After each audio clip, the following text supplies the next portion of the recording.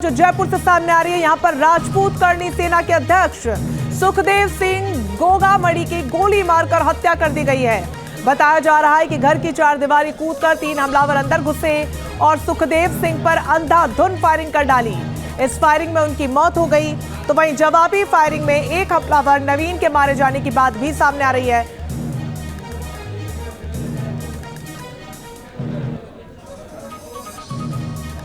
तो करनी सेना के राष्ट्रीय अध्यक्ष सूरजपाल अम्मू हमारे साथ जुड़ गए न्यूज नेशन पर। सर, बहुत स्वागत है आपका। ये बड़ी खबर इस वक्त की और फिलहाल जो ताजा जानकारी अम्मू साहब सामने आ रही है, और इसका शायद कहीं ना कहीं शक भी था कि जो गोदारा जो कि लॉरेंस बिश्नोई के साथ बहुत करीबी से काम कर रहा था, उसी ने अब हत्या की जिम्मेदारी भी ले ली है।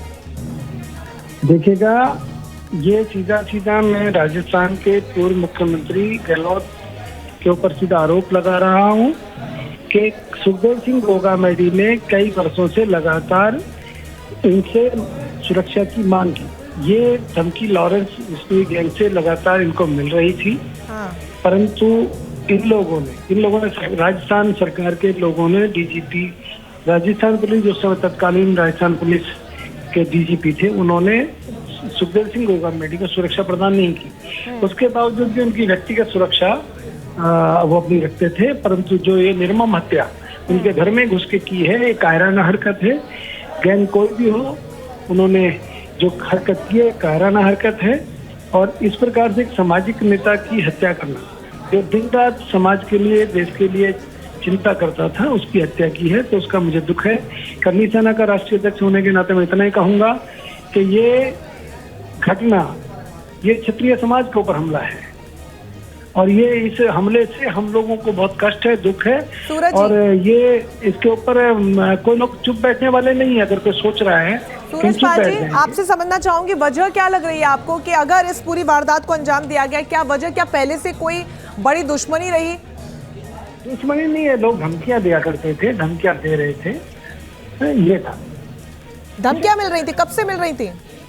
ये 3-4 सालों से लगातार सुखदेव सिंह को धमकी मिल रही है। परंतु राजस्थान की कांग्रेस सरकार ने उनको सुरक्षा नहीं दी। चुनाव के तुरंत बाद उनको गोली मारकर उनकी हत्या कर दी। तो आपको लगता है कि आगे क्या कुछ प्लान है? अब तैयारी क्या है आगे की? हेलो, आवाज मिल रही है मुसाब आपको? हाँ मैडम राठौर बोलिएगा प्लीज। आगे की तैयारी क्या सर, ये बताइए। अब देखो जी, मेरे दोस्त की हत्या कर दी गई, तैयारी क्या है साहब? नहीं, मतलब आगे अब आपका क्या कदम रहेगा? आपका कदम क्या रहेगा? क्योंकि आप कह रहे हैं 3 साल से धमकियां मिल रही थी, आप सरकार से मांग भी की गई सिक्योरिटी की। पूरे देश में इस बात को लेकर क्षत्रिय समाज के अंदर रोष है। हम लोग तुरंत प्रभाव से राजस्थान पुलिस से मांग करते हैं कि दोषियों को गिरफ्तार करें और फास्ट ट्रैक कोर्ट पे इस केस को ले जाकर उनको तुरंत उनको सजा दिलाएं। क्योंकि मैं अभी जयपुर पुलिस के कमिश्नर का बयान सुन रहा था। वो कह रहे थे स्कूटी पे गए हैं, स्कूटी पर आए हैं। अगर स्कूटी पे है तो जयपुर से कितनी दूर भागेंगे वो?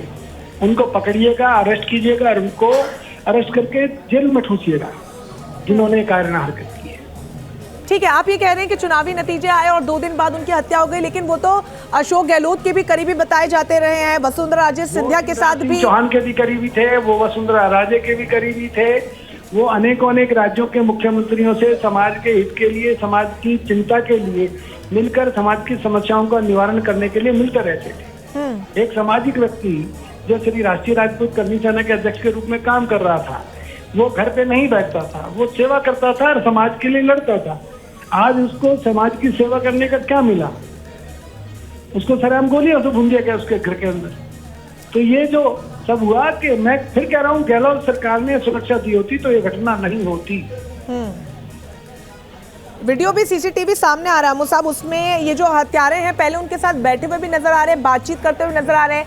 क्या आपकी जानकारी में है? क्या आप जानते हैं? नहीं, कभी कोई मुलाकात हुई इन चेहरों को, कभी देखा? ऐसा है ना, तो मैं ऐसे लोग